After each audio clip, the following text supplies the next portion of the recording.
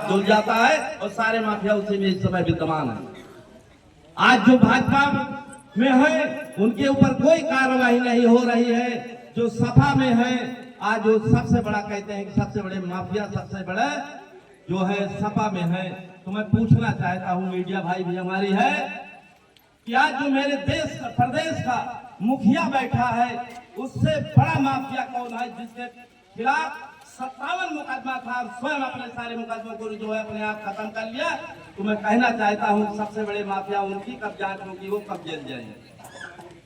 मैं कहना चाहता हूं कि आज जिस अदालत में आया हूं आप लोग उन लोगों का कुछ नहीं कर सकते, लेकिन आप लोगों के पास वो ताकत है, वो असलहा है कि ना आपको लाठी चलाना है ना असलहा उठाना है। 27 में लास्ट चुनाव है, आप लोगों से मैं बताने आया हूं कि 27 के बाद चुनाव नहीं होगा। जो सरकार की रीति चल रही है, अगर 27 में आप लोग सरकार बदल देते हैं तो शायद जो है हमारे नौजवान बेरोजगार घूम रहे हैं, जो बेरोजगारी से तरस है, महंगाई से तरस है, शायद इस प्रदेश की दिशा और दशा बदल जाएगी। साथियों, इसके पहले जो स्थिति तमाम सरकारें आई, लेकिन ऐसी सरकारें नहीं आई। जब 2014 में ये सरकार जो है बनी केंद्र की तो 54 करोड़ रुपए कर्जा थी इस देश के ऊपर, लेकिन सबसे बड़ा ईमानदार प्रधानमंत्री आज 1,73,000 करोड़ कर्जा इस भारतवर्ष के ऊपर और कहते हैं सबसे ईमानदार प्रधानमंत्री। मैं आप लोगों से कहना चाहता हूं कि जब 10 लाख का जो है सूट बदल सकते हैं, 1 करोड़ का चश्मा जो है बदल सकते हैं, तो इससे अच्छा प्रधानमंत्री कहां मिलेगा।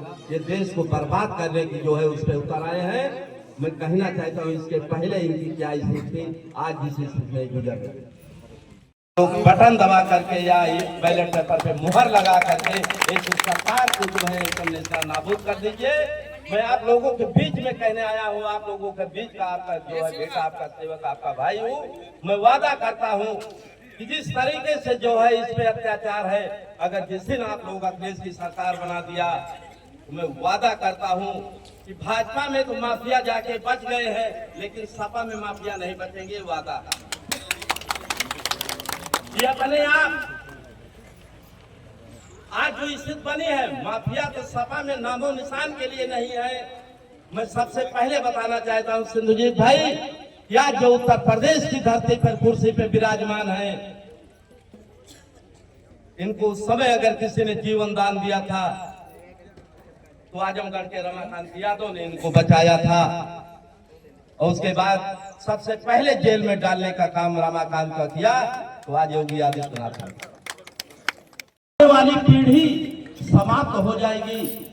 वकील साहब, आप तो जानते हैं कि जिस तरीके से शिक्षा का दफन हो रहा है, बाबा साहब का संविधान मिट रहा है, सारे सपने जो है साकार के बजाय ये मिट रहे हैं। मैं आप लोगों से कहना चाहता हूं कि अगर बाबा साहब के संविधान को बचा लीजिए, देश के सम्मान को बचा लीजिए। बाबा साहब ने मरते वक्त एक चीज कह के गए थे कि कल चले साथियों, जान तन साथियों, अब तुम्हारे हवाले वतन साथियों। बाबा साहब ने कहा था कि मैं तो चल रहा हूं, लेकिन जो संविधान जो आप लोगों के बीच में छोड़ के जा रहा हूं, ये आप लोगों का दायित्व है कि इसको संभाल के रखना और इसकी रक्षा करना। साथियों, अगर 27 में सरकार नहीं बदल पाए तो इस मेरे देश का संविधान मिट जाएगा और पहले वाली समय फिर आ जाएगी। इसी के साथ मैं पुनः सिरखिरी की इस पावन धरती को प्रणाम करता हूं। पीडीए की इस बैठक में आए हमारे माता